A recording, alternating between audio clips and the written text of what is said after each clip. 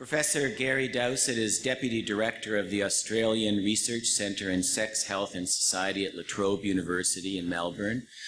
From 2002 to 2005, Gary was also Associate Professor in the Department of Socio-Medical Sciences at Columbia University in New York and Associate Professor of Clinical Socio-Medical Sciences from 2004 to 2009.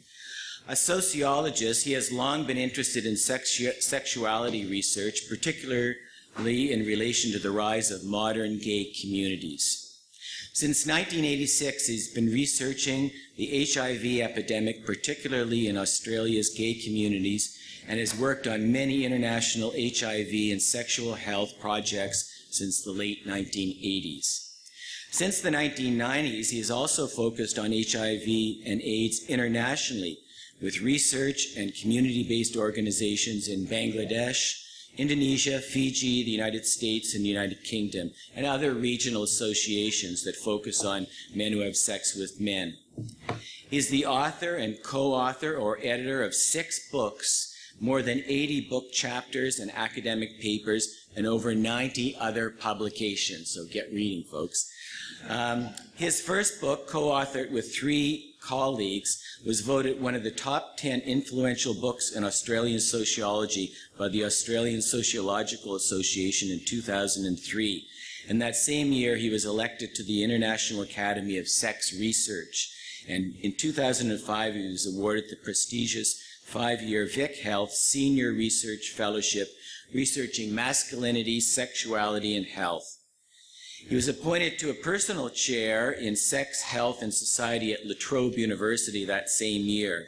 And in 2008, he was admitted as a fellow of the Academy of the Social Sciences in Australia. So we're really, really pleased and happy. Please join me in welcoming Dr. Gary Dowsett this afternoon.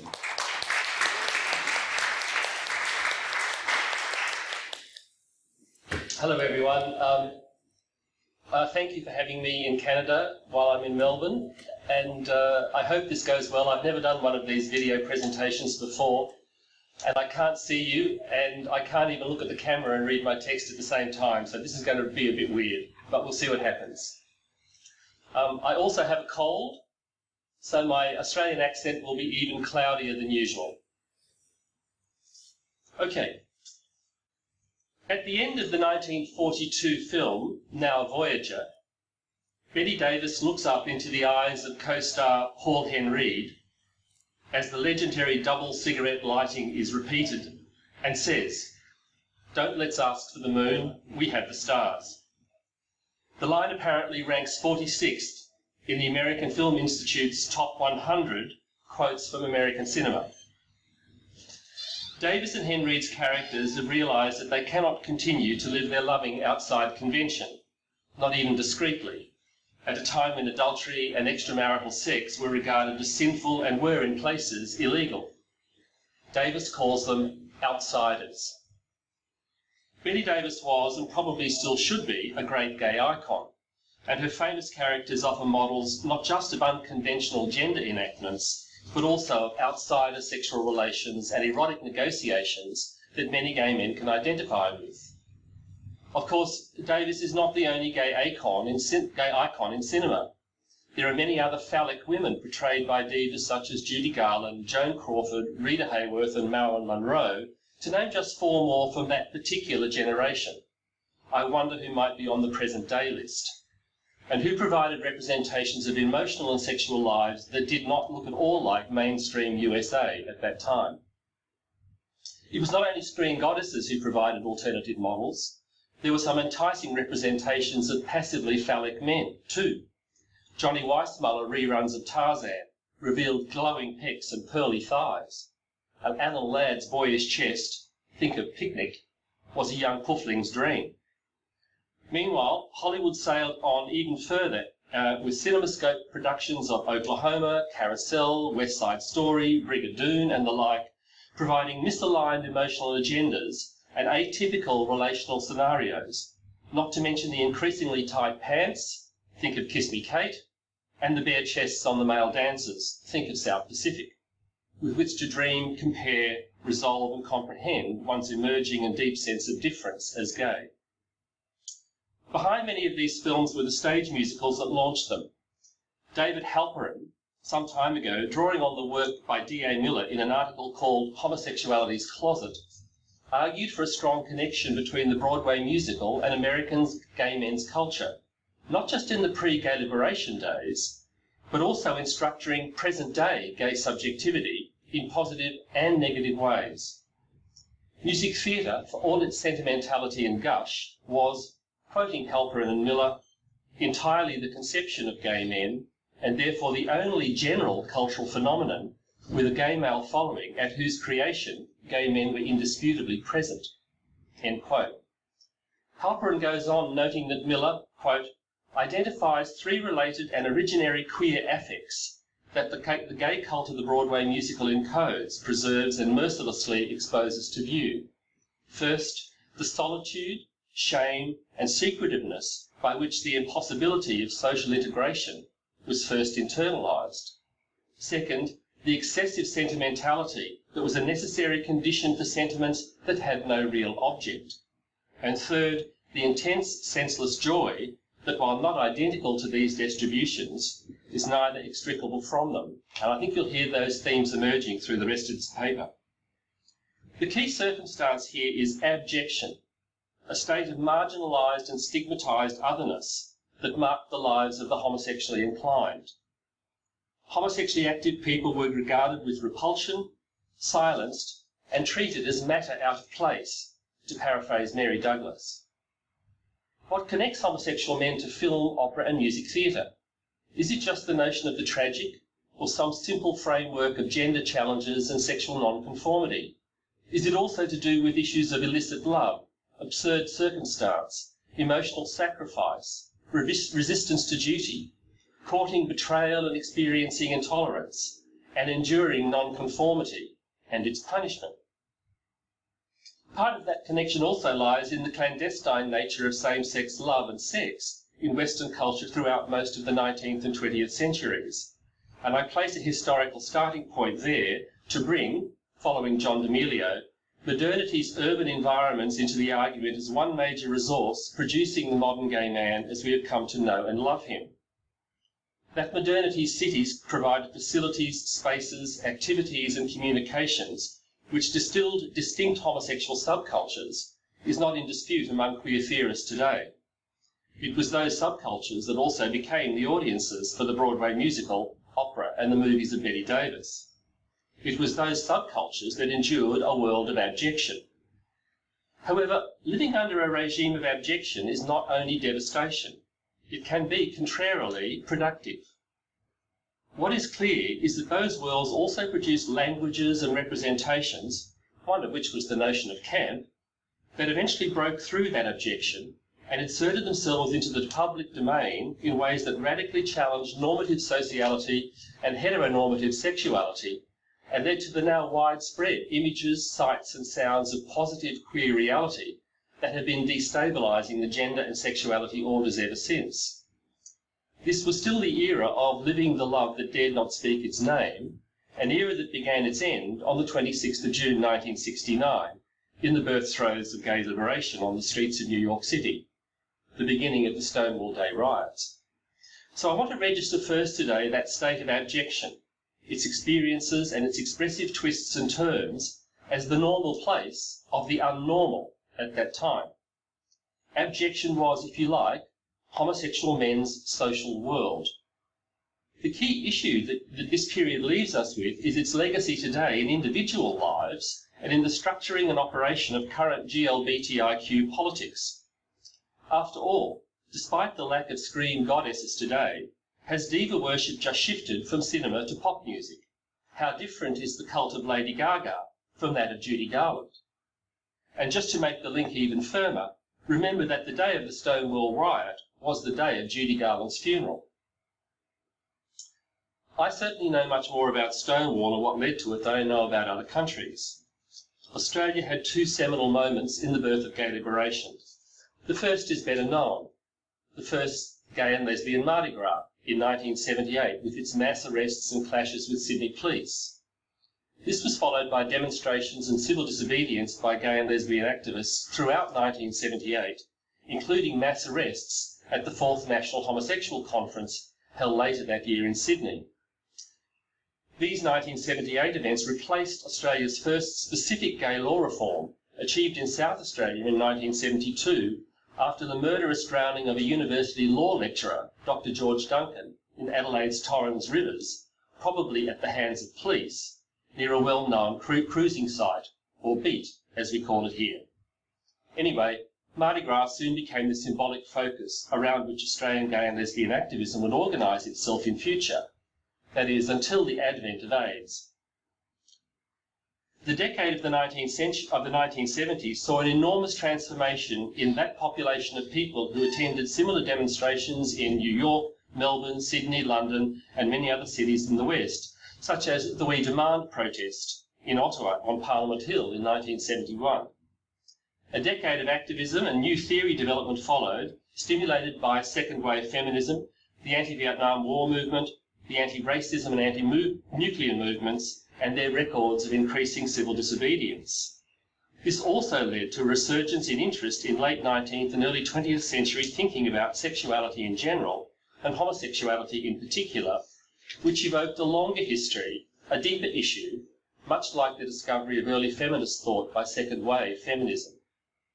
There had been a long history of Western homophile movements whose ideas and stories were recouped during the 1970s by the gay liberation intelligentsia.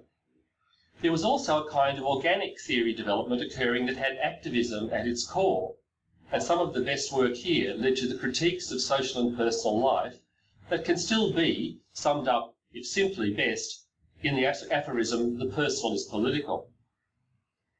The situation at the time of Stonewall for most homosexually active people, including those who started proudly to use terms like gay or lesbian or puff or dyke, remained a situation of abjection throughout the 1970s. That abjection was not simply an externally experienced damage, that is, persecution. The idea of internalised oppression was widely used in the 1970s by gay liberation activists to register and analyse the psychological and physical damage that both homophobia and heterosexism produced inside lives.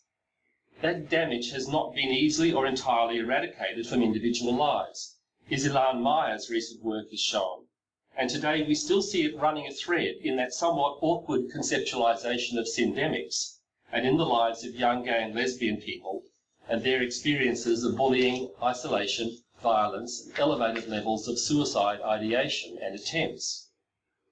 What other consequences might we throw at the door of such abjection? Gay bashing? Definitely. Gay men's promiscuity? Some have argued this, although I'm not convinced. A structural instability in gay men's sexual and emotional relationships? It's possible. Enhanced levels of alcohol and drug use and dependency? That is a fact, but cause and effect are difficult to assess. HIV and AIDS? Some have tried, most recently in relation to barebacking, but I suspect their motives. Whatever possible consequences history leaves in our lives, gay men and other queers still exhibit marks of damage. However, I should note that much has been achieved since the era of abjection, and much of this reform has been achieved during the HIV epidemic. We must always acknowledge the paradoxical contribution of HIV and AIDS to improving the civil status of gay men in so many countries.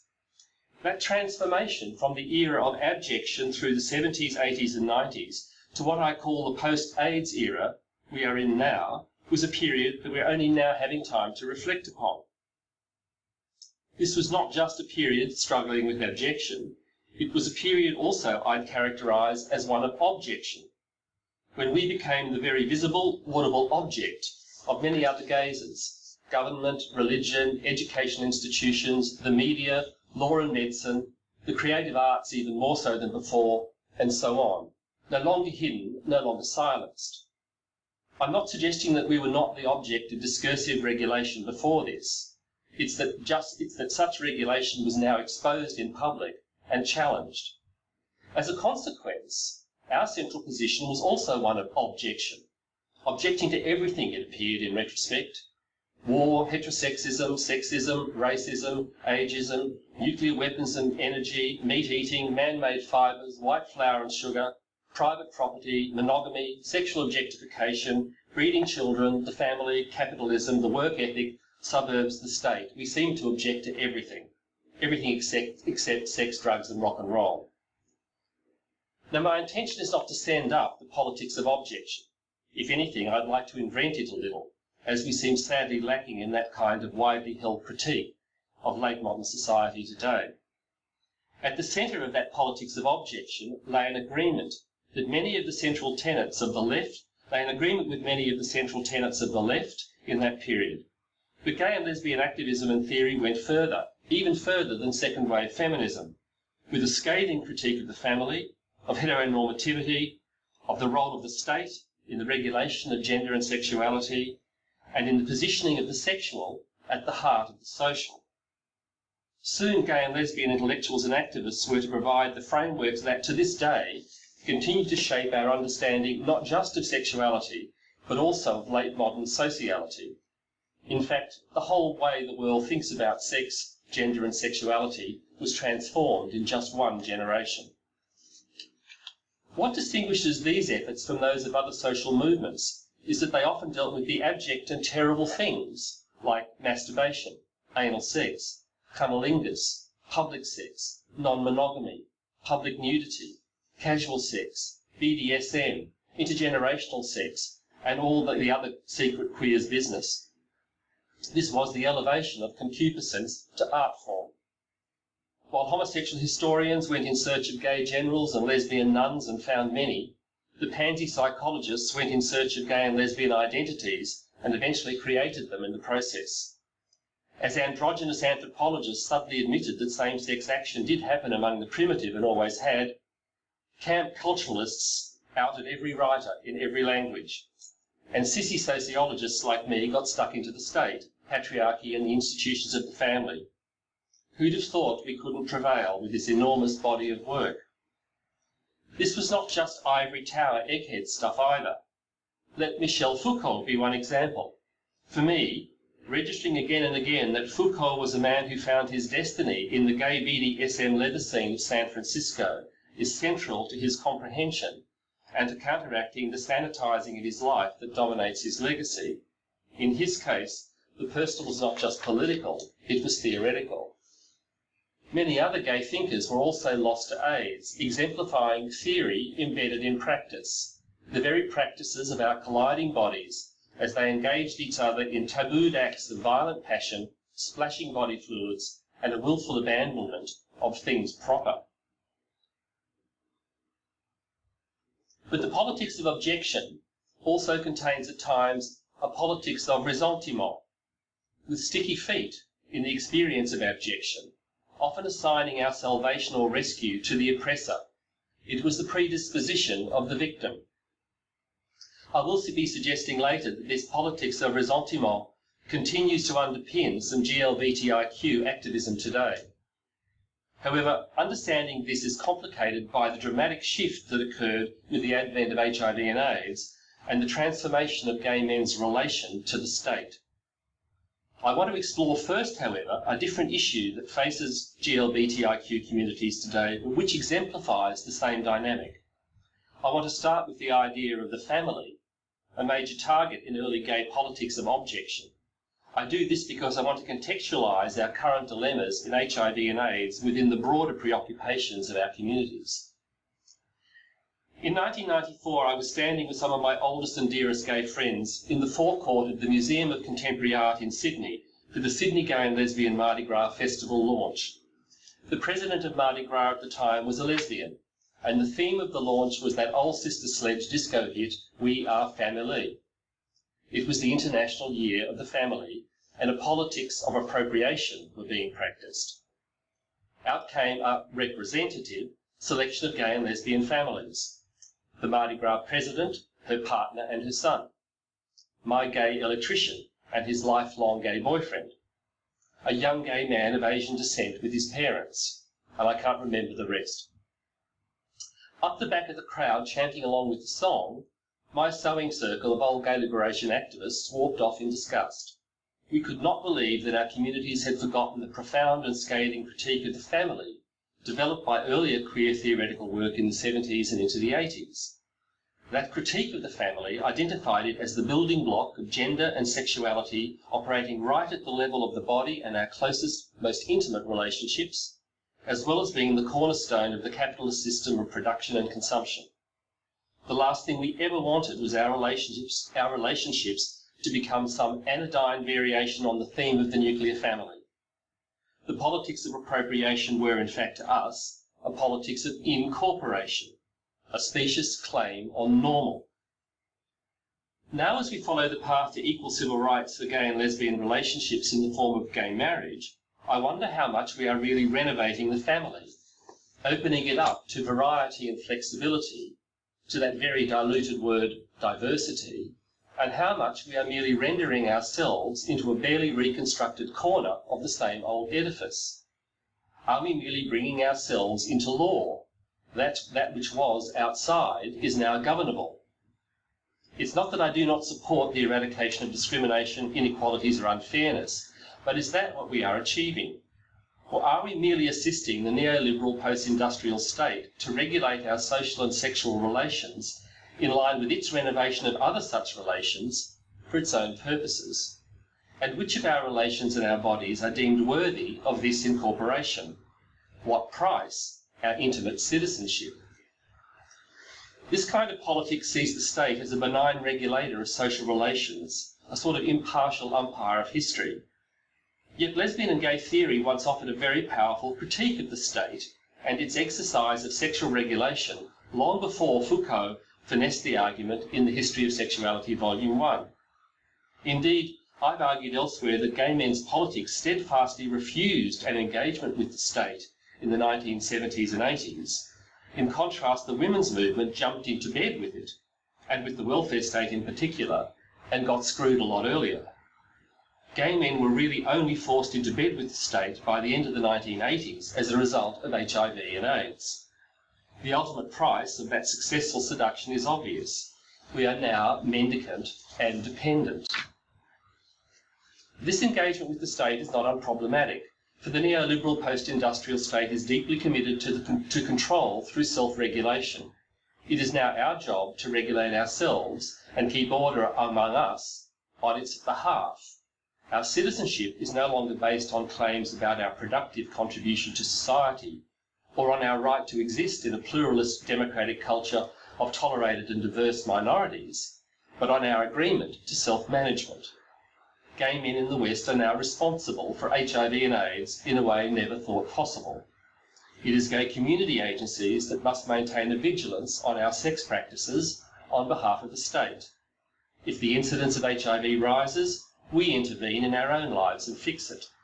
We are now policing desire, our desire, in a way never envisaged by Simon Watney when he coined the phrase 25 years ago in the early days of the pandemic. Like the women's movement before us, we have now taken the king's shilling and are its foot soldiers. We are now dependent on the state, and it is upon us to do its work. We're trapped in a codependent relationship. So as we seek to bring some of our varied relationships within law, we must submit unto regulation and also take on the responsibility to police those thus accepted forms of relationality on behalf of the state. We used to chant, "Get your laws off our bodies." We now seem to beg that laws be bent to take our bodies into account, a literal incorporation. We are now pursuing a politics of subjection. What if Foucault's promise that, quote, gays will create as yet unforeseen kinds of relationships that many people cannot tolerate, unquote? He was saying that what we do as gay men, as we reach into each other's bodies, minds and hearts, is invent something radically new. We offer the world a vision of relationality that is transformative. The homosexual can truly unhinge history. Sometimes I think I'm the only person who feels this potential and responsibility immensely compromised by the concept of rainbow families, gay marriage, and the vicissitudes of intimate citizenship. I admit that we are caught between a rock and a hard place on this one. All reform is about negotiation, strategy, and compromise. What concerns me is not so much the compromise, but that it's taking place without solid, wide and well-informed debate.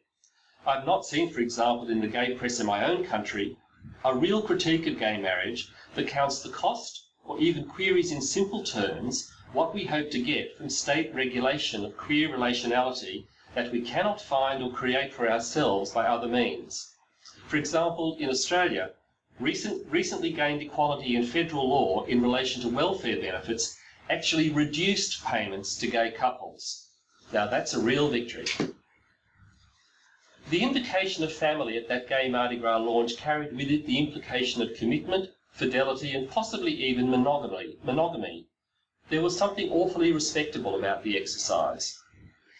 There used to be a spicy element in gay and lesbian liberation, demands that we can and should fuck anything that moved so long as it said yes freely. Do we still aim for that? Do we still see the queering of all sexuality as possible, desirable, inevitable? It is perhaps not surprising to remember that gay and lesbian theory in the 1970s rarely mentioned the idea of identity. Coming out, the supreme self-actualizing moment for a gay man or lesbian, was not an individual or psychological moment of identity resolution, but rather a social practice of political disruption, of abjection. It registered an objection to the normal. It was a collective declaration of war. Is there the same weight behind such phrases as, I identify as bi-curious, or my queer identity is not as important as my career, or I am post-gay? It is precisely this kind of issue that concerned Michael Warner with his book, The Trouble with Normal, where over 10 years ago now, he specifically fingered identity politics as a misguided, short-sighted, and essentially self-defeating politics. Warner quite rightly suggested that identity politics focuses on what I call being gay, that is, the intrinsic homosexual, and it concentrates on issues such as stigma and discrimination in civil rights, and remains caught in a politics of objection. It pursues citizenship on equal terms, but equal with whom? He contrasted this to what I'd call doing gay, and argued that this kind of politics would fight the shame attached to gay sex and its practices and pursue non-normative relations of desire. Therein, Warner recognises the thread of abjection that still runs through late modern gay and lesbian life. David Halperin also argues for a continuing purpose to abjection, finding in it a creative urge that is constitutive of gay men's sexuality, something he calls, quote, refusing the proper and good, unquote. This enables him to reframe barebacking, for example, as something other than pathology, as Leo Bassani and Adam Phillip would argue that it is. The same kind of problem occurs with those other thorny sexuality issues of the day, the age of consent, intergenerational sex, pornography, and other sexual health issues. Why do we need an age of consent at all? Are there diverse kinds of intergenerational sex, and are they always harmful? Might there be benefits in pornography? How do we deal with alcohol and drug use? What is the impact of body culture on gay men's sexual relations and practices? Is there an ethics in gay sex that might help us understand risk-taking and continuing HIV incidents? Instead of these issues, one often gets the sense from reading gay newspapers and magazines today that our only function is form. We prefer chic to critique. Having achieved a lifestyle rather than liberation, we are carefully delineated as a specialist minority consumer market, much like any other ethnic group, equally quaint, somewhat exotic, and essentially as marginalised, but better managed than many others. Sure, it might be far less painful than police raids, imprisonment and harassment, but it might simply that we've been sedated. Karl Marx said that religion was the opiate of the people. Maybe equality is our SSRI. Such issues rarely generate a GLBTIQ community debate at this depth. There seems little place for theory in our politics anymore. Indeed, the very existence of that acronym, with all its seemingly unending proliferation of identity differentiations, seals the fate of such debate. Diversity is as good as it gets, with nonsensical ideas like internalised homophobia continuing a politics of ressentiment. The gay media do report on gay marriage, relationship equality and residual discrimination issues, but not the issue of sexuality within Foucault's promise of transformatory relationality. But there is, I must say, more interesting community discussion of these theoretical issues, even if it's on a small scale, in the trans community in Australia, and I presume in Canada as well. I just wish the gay and lesbian community was still talking about these things. There are just too many pages of real estate advertising in the Australian gay media to allow much room for debate. And I'm really not sure that the gay community is interested anymore anyway. I remain wary of the underpinnings of many of the political responses our GLBTIQ communities make to civil rights issues today. These issues do concern our communities, and I'm not suggesting that apathy is the only response. But I am concerned with the character of that response itself. I'd be the first to admit that much queer theory in the past has been of little use in thinking our way through these issues. We might now be able to parse our way queerly through every Broadway musical and all of Moby Dick, but that doesn't help you when you're lobbying a government. That seems to be the core of the problem, recreating out of the politics of subjection a new political and critical discourse between queer theory and queer politics, kind of queer practice, one that is not besotted with sexual identity and the neoliberal discourses of individual choice and equal civil rights and social inclusion. Instead, we might pursue seriously the need to recognise what it is that creates our sexual subjectivity. We might then request less, our incorporation, and demand more, a deconstruction of hegemonic heterosexuality itself. Then we could avoid a politics of who we are, of being gay, and concentrate on what it means to do gay in the late modern era. This suggests demanding a society that bends our way as the price it must pay for our agreement to full citizenship. This is a shift, for example, from fighting homophobia to refusing heterosexism. It also might require a re-engagement with a broader politics of social change. One problem is that HIV and AIDS brought us into a politics of subjection also, but relegated us to being poor Johnny One Note, another Judy Garland song, by the way, and that note is A for AIDS. This is our issue, as if we have no other and no recognised stake in anything else. We are further relegated to a corner, and our once universal challenge to sexuality no longer pertains. This state of play brings me to a point where I think it's time to reassess the notion of post-AIDS as a framework for understanding where we are in relation to the pandemic. I first coined the term post-AIDS in 1996 and launched it in Australia at an AIDS educators conference, then internationally in an oral presentation at the Vancouver AIDS conference that same year. I did not mean that AIDS was over or that the AIDS crisis was over. I was noting the loss of uniformity and the increasing diversification in gay men's experiences of the evolving pandemic. It was a term that generated controversy and became quite influential for a time after Eric Roths adopted the term in his very popular book, Dry Bones Breathe. Terms and phrases and slogans are funny things. One of the powerful dynamics underpinning HIV and AIDS since its beginning is what Paula Treitler once memorably termed an epidemic of signification, an overabundance of meaning and meaning-making practices. In a sense, there has always been a constant struggle over naming and labelling in this pandemic. As some of you might remember, that struggle occurred even in the naming of the illness. What is now AIDS was early on GRID, or gay-related immune deficiency, in medical terms, or the gay plague in the hands of the media and other commentators. More can be at stake in the naming. The demands of those infected with HIV to be regarded and called people living with HIV rather than sufferers or victims dying from it was a powerful discursive shift in the framing of the pandemic, as the politics of objection struggled with abjection.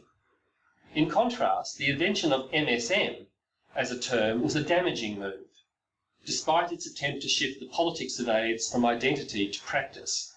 Unfortunately, it effectively erased and still erases the political and cultural work of the world's gay communities from the history of the pandemic. It was ultimately a moment of subjection. Recently, we've seen another Western acronym, transgender, colonised the great varieties of cross-multi-gendered cultures in the world into one collapsed category, as if these cultures are all the same and vulnerable to HIV in the same way. Last year we saw the arrival of an even newer, even more nonsensical acronym from AMFAR, GMT, standing for Gay Men, Other MSM and Transgender, further collapsing these complex and very different sexual and gender cultures, thereby eliding differences in vulnerability and erasing differential contributions to the global response even further. What a major step backwards. What a lack of theory. Historically, in terms of gay men's HIV prevention, we can see the effects of the original communitarian and cultural approach to sex for all, with their underpinnings of gay liberation-inspired objection, losing momentum in the mid-90s with the onset of HART, in the beginning of the post-AIDS era. This approach was tested even more during the last 15 years, as a focus on community-based prevention itself was challenged by more psychosocial or behaviour individualist models of prevention, fostered by the notions of prevention science from the year 2000 onwards.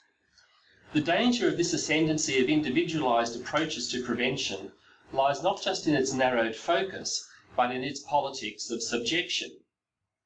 More recently, the rebadging of prevention as the deployment of prevention technologies has removed that cultural and community focus even further from the centre to the periphery. Now the ascendancy of biomedical prevention has rendered even that periphery largely irrelevant. This new ascendancy reasserts the primacy of the clinic, of the clinician-patient relationship, and renews gay men's subjection to the master discourse of medicine. The shift to biomedical technologies and interventions has come about as a result, as we know, of research findings on treatments and their role in reducing viral load, as a response to cautious evidence on microbicide success, contested evidence on the efficacy of male circumcision in specific populations, encouraging effectiveness of treatment used by the uninfected, and the continuing vagaries of vaccines. The hyperbolic discourse absorbing current HIV debate on treatment as prevention and on the prevention revolution reveals yet again the long-standing tendency for HIV politics to swamp the world of practice and to encourage us to lose sight of all that we have learned in the last 30 years of pandemic. The potential for effective treatment to lower viral load is not news. That was becoming clear by 1996. So it's nonsense to call this a prevention revolution. Evolution, yes. Revolution, no. And I certainly smell a whiff of ressentiment in the way in which prevention activism on this issue is playing itself out. The hyperbole surrounding biomedical prevention consistently fails to note that a technology has no effect until it is used. Hence the important conceptual and terminological difference between experimental efficacy and real-world effectiveness. Herein lies the rub. Many studies of prevention technologies and much of the hyperbole surrounding their almost always partially protective efficacy fails to account for the behavioural dynamics of such technologies' everyday use and the social and cultural contexts that structure that use, of users' understandings of that use and its effects, its effectiveness through the micropolitics of daily practice, and the structural underpinning that affects social contexts. In this sense, effectiveness lies not just in our adherence to prevention regimes, but in our complicity to securing our own subjection to them. It is neither novel nor simplistic to point out that no technology exists without or outside human behaviour, and that all behaviour is socially determined and culturally comprehended. Yet we see in the hyperbole on biomedical prevention not simply neglect of the behavioural underpinnings of prevention, but an enduring and conscious tendency of medical science to disregard the social and cultural when it suits its purpose. However, argument to date on these issues largely asserts the social only at one level. It does not register often the way in which our history of abjection, objection and subjection leads us to this current circumstance. We can often see the politics of abjection inside treatment activism. That is not new. There was a good deal of acting out in ACT UP. even if its modus operandi at first glance drew on the politics of objection. Now, rectal microbicides, PEP and PrEP activism are at times cast as greatly needed and our right, a politics of objection. And we continue to police our desire in the name of prevention through our subjection to biomedical prevention. Indeed, these states of abjection, objection and subjection from our history are still all threaded together. Here, the larger social worlds of the GLBTIQ communities, with their pursuit of the normal, also intersects with the work that we do with HIV and AIDS. Now, that said, just when we at least expect it, somewhere over the rainbow, the social returns and transforms our practice. There is a pot of gold at the end of the rainbow. Judy Garland was right. We only have to note the innovative sexual cultures of gay men the world over throughout the pandemic, evolving from that only really revolutionary moment we have experienced so far, gay men in so many countries taking up condom use so fast and so widely in the few years of the pandemic. Now that was social revolution, and affirms the creative side of gay men's wrangle with power. These innovative sexual cultures arrive from various sources. Halperin continues to draw on the abject. Irma seems to derive energy from the politics of objection. I continue to draw inspiration from the Broadway musical. It will be at this level, at the level of the social structuring of the micro-politics of daily practice, growing from the long-standing exercise of a politics of ressentiment, the activism that always tries but often fails to supplant it, and the enduring critique of settling for intimate citizenship, if we are prepared to engage it, that new sex and pleasure cultures will arrive to absorb, interpret and express the possibilities and constraints that biomedical technologies offer. Just as the mechanical technology of condom use, once bedded in, so to speak, was culturally reframed by gay men for nearly 30 years in the inventive practices of safe sex. As we engage the messy future upon us with PrEP, PEP, microbicides, instant and or home HIV testing and viral load reduction, etc., galvanising us all within a biomedical prevention framework, I wonder if we have finally left the post-AIDS era behind us. Biomedical prevention possibilities produced cultural forms and interpretations, their own adaptive practices, their own successes and mistakes. All technologies shapeshift in human hands and daily practice. That said, it appears that gay men's engagement with HIV is now again converging in a common technosexual future, as we are all going to be pilled and potioned into subjection to the biomedical regulation of our sexuality. This seemingly unstoppable urge to the normal in GLBTIQ politics would seem to make this also inevitable. So more than ever, we need to think about how we pursue our understandings of this pandemic and how we deploy our knowledge habits, our scientific utterances, our prevention practices. We need to be more reflexive about our speak chats, our cultural reframing, our theory and our history if we are to manage this next step carefully. This is particularly important as we soften our requirements for efficacy and accept lower levels of effectiveness in what seems at times renewed desperation, as much as optimism, to find an end to AIDS.